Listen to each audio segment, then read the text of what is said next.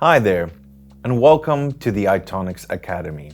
I'm ROUSSOW, and I'll be guiding you through this course on how to track and report on key performance indicators for research and development. This course is designed for R&D leaders, project managers, innovation professionals, and technical experts who need a clear, consistent way to measure progress and impact. If your role involves bringing more transparency, alignment, and accountability to innovation work, you're in the right place. We'll look at practical tools and proven approaches to support better decision-making, manage uncertainty, and clearly communicate the value of your R&D work. This includes how to define meaningful KPIs, track them effectively, and turn those insights into action. So, let's get started. First, let's talk about why tracking KPIs for research and development is so important. Across industries, R&D is a major driver of innovation. It uncovers the building blocks for new discoveries and improvements. And when those discoveries are turned into real-world solutions, that's innovation. But the journey from idea to impact is rarely straightforward. R&D projects can be lengthy, resource-intensive, and involve many twists and turns along the way. Priorities shift, experiments fail, breakthroughs take time. Without a clear view of what's happening, it's easy to lose direction or momentum. That's why tracking the right key performance indicators is so valuable. KPIs bring structure to this complexity. They allow you to monitor progress, identify bottlenecks early, allocate resources wisely, and base decisions on evidence rather than intuition. KPIs also offer much needed visibility. They help keep teams aligned, facilitate more productive communication, and enable leadership to understand the health and impact of R&D efforts. So, why do so few organizations get R&D KPIs right? The biggest challenge? Misalignment. According to research from KPMG, 43% of CEOs say they evaluate innovation performance primarily by looking at profits, even though 50% describe their vision as transformational rather than incremental. That's a serious disconnect. If your strategy aims for breakthrough innovation, but your KPIs only measure short-term financial return, you risk steering your teams towards the wrong behaviors. Adding to that challenge, traditional business metrics like ROI or time to market often fall short in capturing the early stage learning, capability building, or long-term value creation that R&D delivers. As a result, teams may feel pressure to chase fast, measurable wins instead of focusing on what truly drives strategic progress. And not everything that matters in R&D can be easily measured. How do you quantify scientific insight or the value of a failed experiment that prevents future setbacks? That's why KPI systems for R&D need to be designed thoughtfully with a balance of qualitative and quantitative measures, short-term and long-term indicators.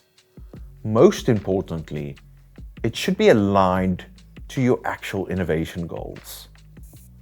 Getting the balance right begins with understanding what you can measure and why it matters. Here are the 4 key categories to focus on. First, input KPIs. Input KPIs track the resources being committed to R&D activities. Think of these as the what goes in metrics. They include things like total R&D spend, number of full-time R&D employees, percentage of budget allocated to early stage projects, and time or funds dedicated to technology scouting or partnerships.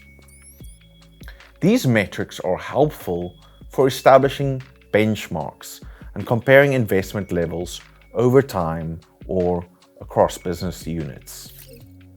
For instance, the Organization for Economic Cooperation and Development, the OECD, tracks R&D intensity, defined as R&D expenditure as a percentage of GDP, as a global benchmark. In the private sector, companies like Alphabet and Huawei routinely report double-digit R&D intensity, signaling long-term commitment to innovation. But inputs alone don't tell you whether your innovation efforts are effective. That's where process KPIs come in. Process KPIs measure how efficiently R&D activities move through your organization's innovation pipeline. Typical examples include time from idea to prototype, number of projects progressing through each development stage, average time spent at each stage gate, and number of cross-functional collaborations or experiments run. Process KPIs help identify operational bottlenecks and guide resource allocation. Take 3M, for example. The company closely tracks time to prototype and encourages small-scale experimentation through its famous 15% rule, where employees can dedicate a portion of their time to independent projects. This has helped fuel a consistent pipeline of incremental innovations. Thirdly, we have output KPIs. Output KPIs measure what your R&D activities produce. These are the tangible deliverables such as number of patents filed or granted, number of new technologies developed, products transitioned from R&D to commercial teams, and licensing deals or published papers. A pharmaceutical company, for instance, might track the number of candidate molecules that pass preclinical testing as a key R&D output. These are often the easiest KPIs to report, but they still only tell part of the story. And that's why you also need outcome KPIs. These measure the impact or value generated by your R&D efforts. Examples include revenue from new products or services, percentage of revenue from innovations launched in the last 3 to 5 years, customer satisfaction or adoption rates tied to new offerings, and environmental or social impact metrics. Procter & Gamble, for example, tracks what it calls Vitality Index as a key outcome KPI, representing the share of sales from new products launched in the past 3 years. This metric helps leadership understand whether R&D is delivering business growth and relevance. The main takeaway here, though, is no single KPI is enough. To truly understand the performance and impact of R&D, you need a mix of short-term and long-term metrics, covering not just how much you're investing, but also how well it's working and what's delivering. So, now that we know what types of KPIs to track, The next step is designing them in a way that actually adds value. Let's walk through a few key principles for designing effective R&D KPIs. First, align KPIs with your R&D strategy. Your KPIs should reflect what your R&D function is trying to achieve. If your focus is on breakthrough innovation, track indicators like long-term portfolio value, exploration spend, or patents in emerging domains. If you're focused on efficiency or incremental improvement, look at stage gate conversion rates, development cycle times, or cost per experiment. This sounds obvious, but many teams fall into the trap of defaulting to financial KPIs because they're familiar, not because they're fit for purpose. Second, make your KPIs actionable.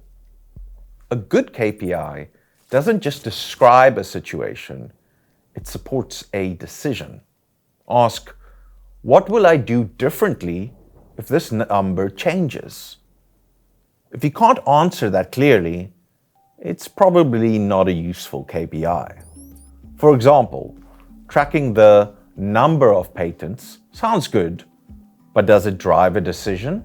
Maybe not, unless it's tied to technology relevance, licensing potential, or product pipeline impact. Third, keep your KPIs realistic and measurable. Don't over-engineer your system with dozens of indicators. Focus on a core set that you can track consistently and accurately. Make sure your team has access to the data and understands how to interpret it. And don't forget about qualitative KPIs, especially in early stage R&D. Things like learnings from failed experiments, cross-functional feedback, or even hypothesis validation can be relevant indicators of progress. Fourth, review and refine your KPIs regularly. R&D priorities shift. What you measure should evolve too. A KPI that made sense 2 years ago might be irrelevant now. Schedule regular reviews, quarterly or semi-annually, to reassess and adapt your KPI framework. To bring these principles to life, let's look at a real-world example, not of success, but of missed opportunity. The story of Nokia's decline during the rise of the smartphone era is well known. But what's often overlooked is how the company's internal measurement systems contributed to that fall.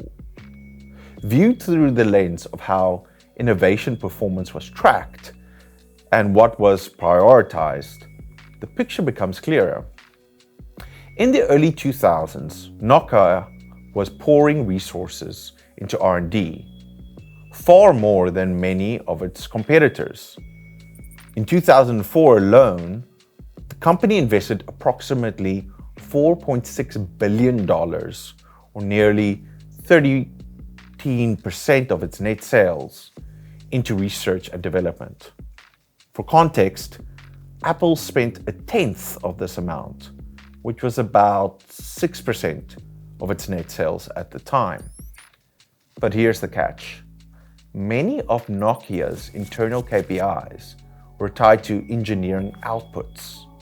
Things like the number of features, device variants, and platform development milestones.